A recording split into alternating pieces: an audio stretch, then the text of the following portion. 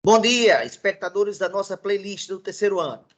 Vamos hoje gravar a nossa aula de número 3. Vamos falar dos princípios subtrativo e divisivo. Lembrando que já gravamos a aula 1 sobre o princípio multiplicativo da análise combinatória. A aula 2, o princípio aditivo conectado com o multiplicativo da primeira aula. E hoje vamos falar desses dois novos princípios também conectados ao princípio multiplicativo, tá? Então, compartilhando com vocês a nossa tela, aqui começamos a nossa aula. Um comentário bem relevante da aula de hoje é que já no vídeo 2, eu passei a usar exemplos de um livro muito bom de análise combinatória que está sendo feito, está sendo elaborado, não está pronto ainda, pelo professor de matemática Edivan Pontes, que é lá de João Câmara. E é um livro de altíssima qualidade. E eu estou compartilhando com vocês alguns exemplos e também vou mostrar aqui no final da aula exercícios que a gente pode usar desse livro novo que está sendo apresentado. Então, quem é meu aluno presencial pode ter acesso a essa lista aqui. Então, vamos lá começar a nossa aula. Está aqui a nossa relação de aulas. Espero aqui destravar, deu uma travadazinha. Pronto, está aqui.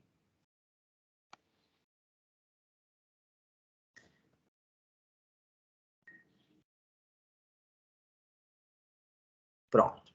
Então, está aqui a nossa playlist do terceiro ano. Ela é prevista para 37 vídeos, conforme mostrado aqui. Ver se está escrevendo. Ainda não, deixa só começar a escrever. Pronto, está aqui 37 vídeos. E vamos gravar hoje a nossa aula de número 3, onde vamos falar do princípio subtrativo e do princípio divisivo. Essa é a nossa playlist. A primeira aula ficou com 37 minutos, a segunda aula ficou com 58 minutos. Então, vamos para a nossa aula 3. Então, pessoal, está aqui, né? Vamos falar desses dois princípios. Lembrando que são 4 princípios. Vimos isso aqui na aula 1. Vimos esse aqui na aula 2. E a ideia é ver esses dois princípios hoje na aula 3.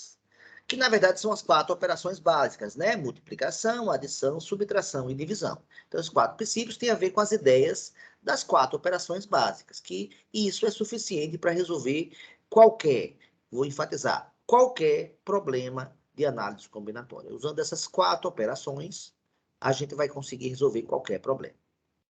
Então, eu vou começar com um problema que vocês devem lembrar que já apareceu, né? Quantos números pares existem de 3 algarismos distintos?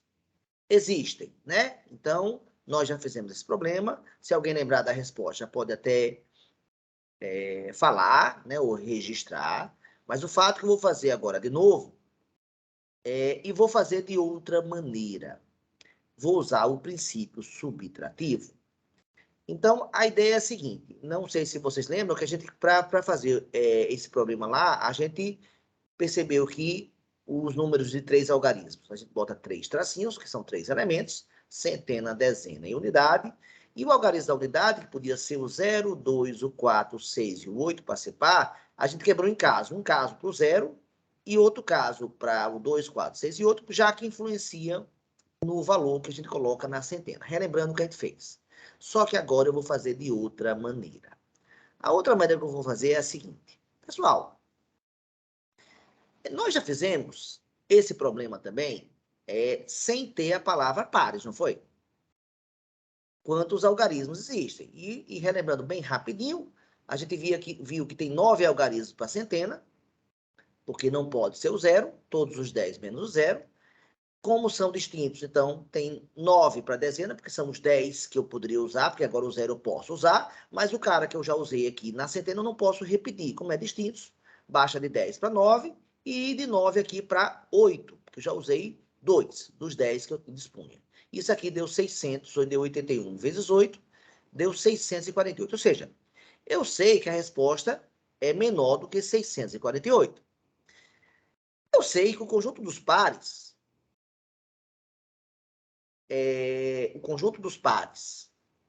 união com o conjunto dos ímpares, pessoal, o que é que resulta? Resulta no total, não é isso? Resulta em todos, né? Todos os números de 3 algarismos distintos. Então, e esse conjunto não tem interseção com esse. O que leva a concluir que o número de elementos dos pares, somado com o número de elementos dos ímpares, vai dar o número total. Como o número total foi fácil de chegar, então eu sei que esse mais esse tem que dar 648. Ele quer saber os pares. Só que eu sei que os pares eu tenho que quebrar em casos. Só que se eu for trabalhar com os ímpares, pessoal, eu vou conseguir descobrir os pares por outra maneira, não vou? Porque o todo é a soma de duas partes. Se eu sei uma das partes e sei o todo, eu consigo achar a outra parte. A outra parte que me interessa aqui são os pares. Então, para isso, eu preciso descobrir qual é a quantidade de números ímpares. Então, vamos usar o princípio multiplicativo. E, nesse caso, vocês vão ver que não vai precisar quebrar em casos. Por quê? Porque para ser um número ser ímpar, ele tem que terminar em 1, 3, 5, 7 e 9. Então, nós temos 5 opções para cá. Mas, diferentemente dos pares, nesse conjunto de algarismos não está o zero. E o zero era o problema da centena. Então, quantos ímpares eu vou ter? Eu, a princípio, teria 10 candidatos para entrar na centena, só que o zero não pode, baixa 10 menos 1, 9, e eu já usei um cara aqui na unidade, então fica 8 para cá. E para finalizar, a casa da dezena, que não tem restrição, a princípio seriam 10 algarismos, o zero pode entrar aqui também, 10 algarismos, menos o que eu usei na centena, menos o que eu usei na unidade, 10 menos 2 dá 8. Ou seja, essa é a quantidade de ímpares. Fazendo o princípio multiplicativo, vai ficar 64 vezes 5. 64 vezes 5 dá 320. Então, pessoal, acabou o problema, não foi? Ou seja, para descobrir o número de pares que nós temos, basta pegar o total, que é 648, e subtrair os ímpares, ou seja, aquilo que eu não quero. Se do total eu tiro aquilo que eu não quero, sobra aquilo que eu quero. Então, a subtração desses dois números dá quanto, pessoal? A subtração desses dois números vai dar 328, que é exatamente a resposta que nós chegamos nesse problema na aula 2, sendo que na aula 2 nós lá usamos o princípio aditivo, quebramos em casos e somamos. Agora nós usamos o princípio subtrativo, calculamos o total, retiramos a parte que não interessava e com isso sobrou a parte que interessava. Então, uma conclusão que a gente pode chegar desse princípio é o seguinte, tá? Generalizando a nossa ideia, esse aqui não está sendo visualizado, esse recadinho está aqui no livro aqui. Então, eu vou dar uma retornada aqui para o livro de Edivan, que é um avisozinho que estava aqui sobre o princípio subtrativo.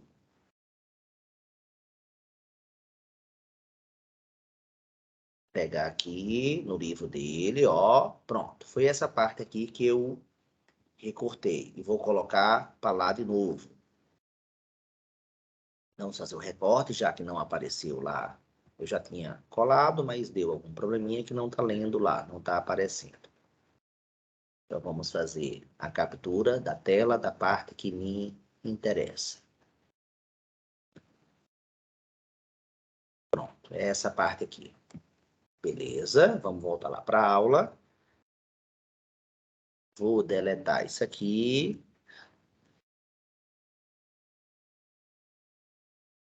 Pronto, e vou colar. Pronto. Deixa eu diminuir isso aqui. Ele mexeu com o zoom, deixa eu mexer com o zoom aqui de novo. Pronto. Então, essa é esse texto aqui. A ideia principal, a ideia do princípio subtrativo é essa. Contar o total de possibilidades sem restrição. Você veja que nos ímpares não tinha restrição para contar os ímpares. Ou seja, contar o que não queremos, que seriam os ímpares. E, por fim, subtrair o que não queremos do total de possibilidades, que também foi fácil de fazer. Assim, resultando nos resultados que queremos. Então, essa é a ideia básica, né, que a gente já usou. Ou seja, o número de elementos daquilo que está sendo perguntado vai ser o total. Esse S aqui significa espaço amostral, né? Aqui está indicando que o espaço amostral é formado pelo conjunto A, união com o seu complementar, né? Eu tenho um conjunto A, esse conjunto aqui. E esse aqui é o maior conjunto do problema, que a gente chama de espaço amostral. Então, isso aqui que está fora, a gente chama de complementar de A.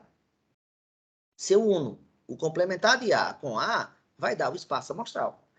E vale frisar que esses dois, né, ou então melhor, né, esses dois conjuntos, o A e o complementar de A, eles não têm interseção, é vazio, não tem nenhum elemento que pertença a A e ao complementar de A. Ou está em A ou não está em A. Um elemento não tem como está nos dois, porque eles são conjuntos disjuntos, né? Uma palavrinha aqui bem importante para essa ideia, né? O complementar de um conjunto é sempre disjunto dele mesmo. Então, o número de elementos do total é a soma dos elementos das duas partes. Então, a parte que interessa, que é esse n de A aqui, vai ser o todo, que é esse n de S, subtraído da parte que não interessa. No caso do nosso problema, foram os ímpares. Então, isso resume a teoria do princípio subtrativo. Feito isso, podemos partir para um segundo exemplo do princípio subtrativo. O segundo exemplo nosso, para exemplificar o princípio subtrativo, vai ser um problema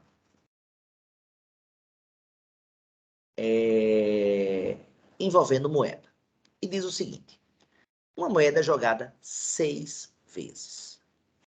Em quantas jogadas diferentes da moeda irá sair pelo menos uma coroa. Então, uma maneira de fazer esse problema seria claramente perceber que ela vai ser jogada 6 vezes. Então, o primeiro lançamento pode sair cara, eu vou usar a letra C para cara, e coroa, eu vou usar a letra K, tá? Então, pela minha conversão, C, cara, e o K vai ser coroa. São as duas opções que uma moeda tem, e a gente imagina duas opções, né? Então, começou a minha árvore aqui, ó. Minha árvore começou aqui. Então, para o segundo lançamento, então nós temos duas possibilidades. Pode dar cara e pode dar coroa. E também aqui, cara ou coroa. Então, nós já temos aqui um total de 4 possibilidades, 4 galhos. Após o terceiro lançamento. E assim por diante, eu poderia construir a árvore até o final. Obviamente, ela vai ficar longa, né? Se eu fosse fazer todas aqui. Então, reticências até aqui o sexto lançamento. Mas o mais importante é perceber o seguinte, né? Quantas possibilidades tem ao todo, né? A pergunta é, em quantas jogadas diferentes da moeda irá sair pelo menos, a palavrinha aqui é muito importante, pelo menos uma coroa. Então, se eu lanço 6 vezes e sai assim, cara, cara, cara, cara, cara e coroa, isso aqui serve para esse exemplo. Mas pode sair também cara, coroa, coroa, cara, cara, cara, também serve. Então, eu tenho que contar todos esses casos. Se sair coroa, quando eu falei pelo menos, é no mínimo. Então, quer dizer que pode ser uma coroa, pode ser 2 coroas, pode ser 3 coroas, 4, até 6 coroas. Então, até esse caso extremo, eu posso ter e satisfaz a meu elemento de contagem. Então, se eu fosse contar todos eles vamos contar quantas vezes saiu só uma cara. Depois vamos contar quantas vezes saíram 2 caras. Ia ficar muito longo. Então, dá para resolver esse problema usando o princípio aditivo? É possível, sim, só que fica demorado. Então, vamos usar a ideia do princípio subtrativo. Por quê? Porque o total é fácil de calcular. O número total do espaço amostral não é difícil perceber que a gente pode usar o princípio multiplicativo Facilzinho. Ou seja, o primeiro lançamento, para o segundo, para o terceiro, acho que botei um tracinho a mais, né? O quarto, isso, botei um tracinho a mais. O quinto e o sexto lançamento. Então, quantas possibilidades eu tenho, pessoal, para o primeiro lançamento? É só olhar aqui na árvore, nós temos 2 possibilidades para o primeiro. E quantos para o segundo? Cada segundo lançamento tem 2 possibilidades. E fica sempre 2, né, pessoal? 2 para o terceiro, 2 para o quarto, 2 para o quinto e 2 para o sexto. Ou seja, resposta 2 elevado a 6, que é 64. Então, existem um total de 64 jogadas diferentes que eu posso ter lançando uma moeda 6 vezes. Agora, em quantos? Eu quero saber, o A, o nosso conjunto A é sair pelo menos, essa palavrinha é muito importante para o problema, sair pelo menos uma coroa. Então, se esse conjunto é formado por todos que saem pelo menos uma coroa, o complementar desse conjunto, tudo que está fora dele, que está no espaço amostral e não está nele, é formado pelo conjunto que não sai coroa, né, pessoal? E para não sair coroa, pessoal, eu posso deixar claro que só tem um elemento aqui, que é aquela combinação. Opa, estava botando a letra errada. K, e tem que ser C, né? Para cara. Para não sair coroa, tem que sair cara na primeira, cara na segunda, cara na terceira, cara na quarta, cara na quinta, cara na sexta. Ou seja, sair 6 caras. Pessoal, esse conjunto aqui só possui um elemento, um grupo, que é uma jogada. Os grupos aqui desse problema são as jogadas. Então, só tem um grupo. Então, agora ficou fácil, né? Usando a nossa ideia que o número de elementos, então, do A vai ser o número de elementos do espaço amostral, S, menos o número de elementos daquilo que não me interessa, que é o A complementar. Então, quanto vai ser, pessoal, o número de elementos do A? O número do S vai ser 64, já sabemos. Já calculamos aqui. E o número de elementos do A complementar só tem um cara aqui. Ou seja, 64 menos 1 vai dar 63. Opa, vai dar 63. Ou seja, foi muito mais prático pegar o total e retirar e contar aquilo que não serve, porque aquilo que não serve foi fácil de contar. Então, chegamos ao número 63. Então, está aí mostrado mais um exemplo do princípio subtrativo. Com isso, finalizamos nosso primeiro princípio da aula de hoje. Vamos agora para o nosso segundo princípio, ou seja, o princípio divisivo, que para contar coisas é interessante saber usar a divisão também. E para mostrar esse caso daqui, vamos...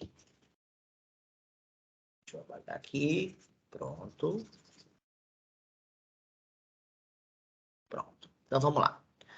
O princípio divisivo, para ilustrar o princípio divisivo, vamos começar com esse exemplo que está colocado aí para vocês. O que diz esse exemplo, pessoal? Vamos ler aí comigo.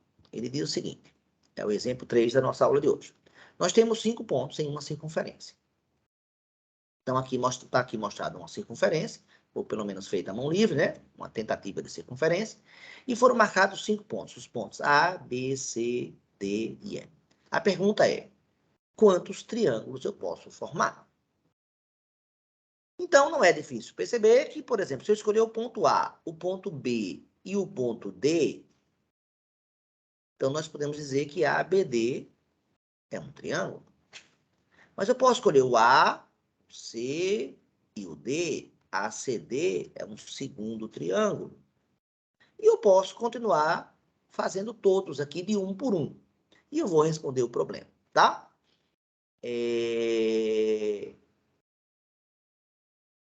ABC, ABD, tá.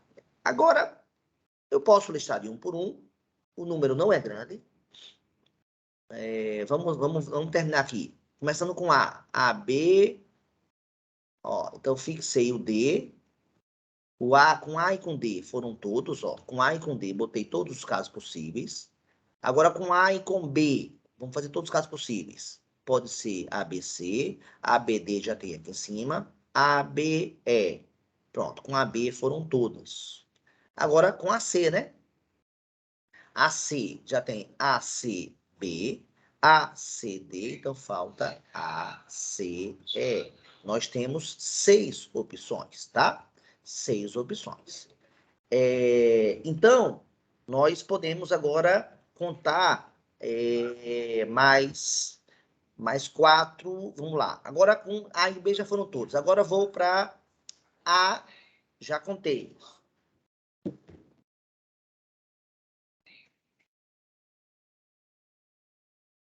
Continuando, pessoal, vamos lá. Então, agora, com A e B, com A já foram todos. Agora, começando com B, né?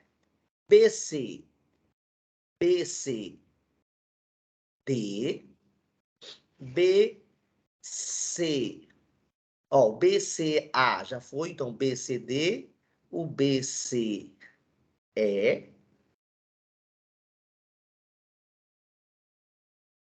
Com A. Ah, mas aqui agora, antes desse aqui, eu pulei um, né, pessoal? Dessa contagem aqui agora, ó. Vamos apagar aqui. Ó, o AC. Com AC, com AC já foram aqui o ACD e o ACE. Falta, não, ACB, ACD, com AC já foram todos. Agora, com AD, já foram todos? Com AD, foram todos. AD, ADC, ADE. Ah, não. Então, tem o A.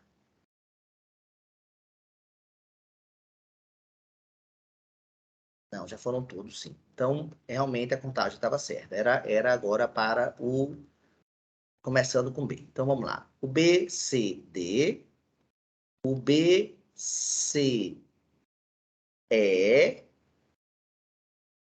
O B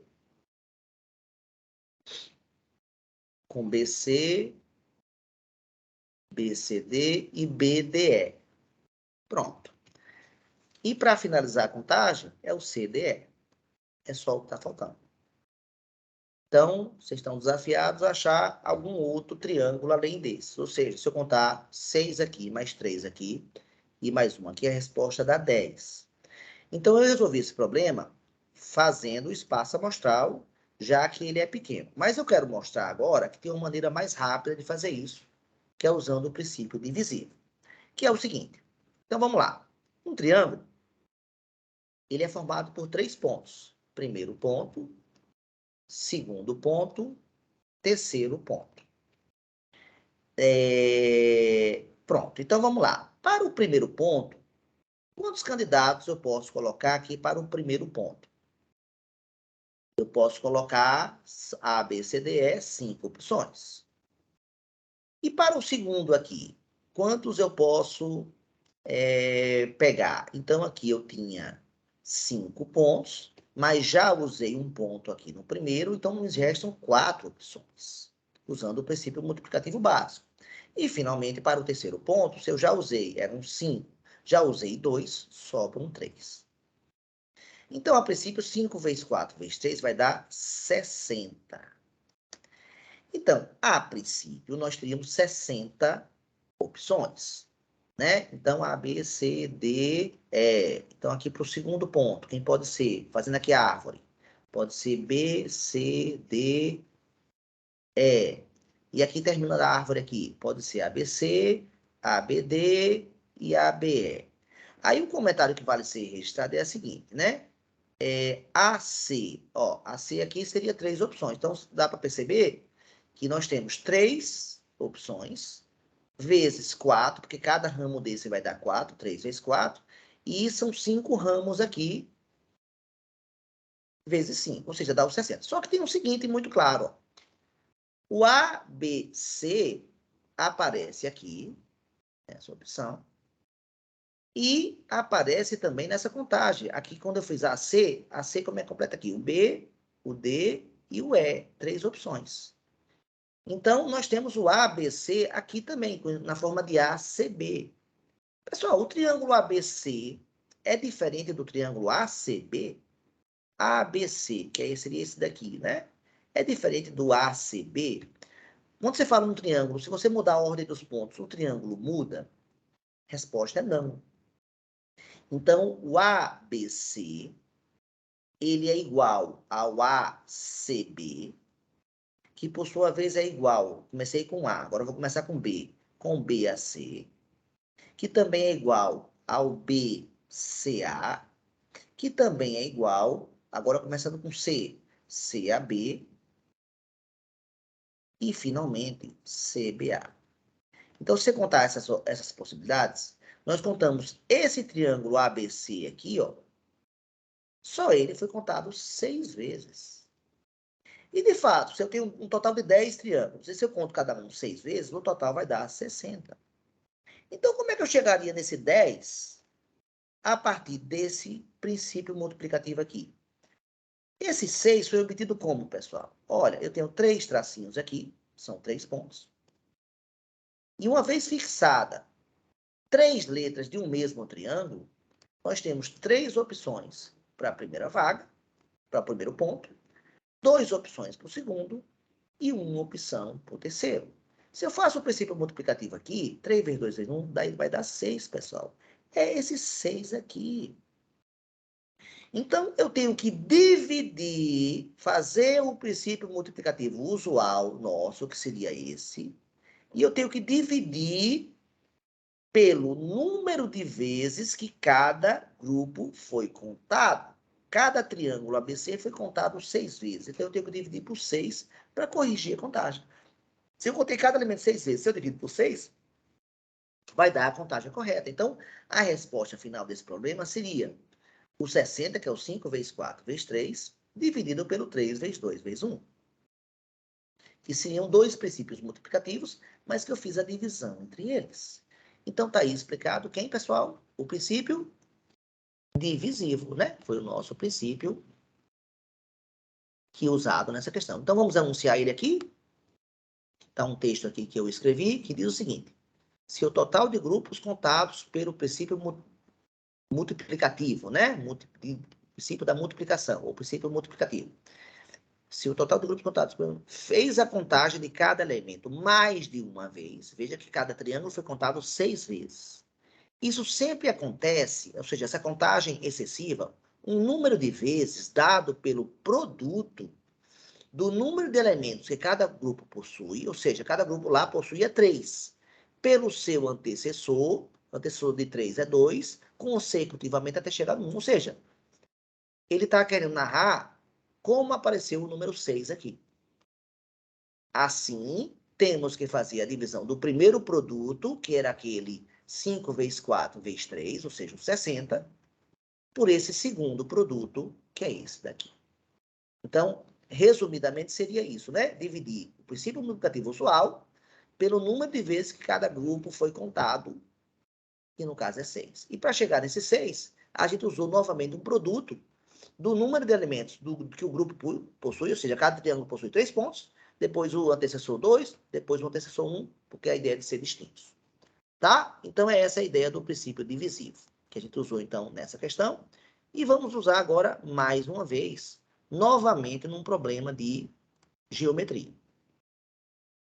E é um problema famoso, básico de geometria. Dado um polígono qualquer, dizer quantas diagonais o polígono possui. Isso existe uma fórmula, eu poderia chegar aqui e usar a fórmula, mas o mais interessante é agora usar o princípio multiplicativo e aí poder entender como a fórmula surge. Então, vamos lá. O que é diagonal? Definição de diagonal. É o segmento. Para quem não sabe, a definição de diagonal é o segmento que une 2 vértices de um polígono, né? De um polígono, mas os vértices não podem ser vizinhos, porque AB, se eu unir o vértice A ao vértice B, eu vou ter o lado AB. E o lado AB não é diagonal. Então, a gente tem que botar aqui 2 vértices não não vizinhos, não consecutivos. Então, por exemplo, o B é consecutivo de A e de C. Então, se eu escolher o B, eu não posso escolher nem o A, nem o C. Então, vamos fazer esse problema usando o princípio multiplicativo. Ou seja, fica bem claro que um segmento é um pedaço de uma reta, então eu preciso de apenas, está implícito que eu preciso de apenas 2 pontos para formar um segmento. Então, se eu escolher o ponto A e escolher o ponto D, está aqui a nossa primeira diagonal. Então, uma diagonal seria a diagonal AD. Outra diagonal. A diagonal AE.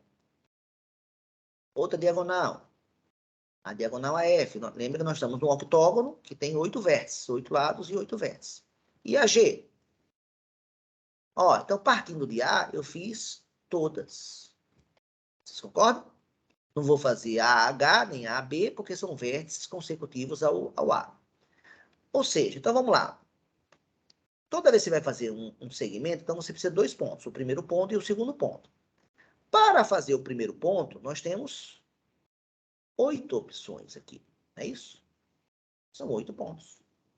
Então, eu começo aqui pegando o número 8, já que é octógono, e o octógono tem 8 vértices. Comecei com 8.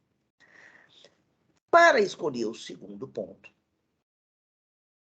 não é difícil perceber que qualquer vértice que eu escolha, o que eu desenhei aqui foi o vértice A, mas se eu escolhesse o vértice C, também, aí do vértice A, eu tenho quantas diagonais diferentes, pessoal?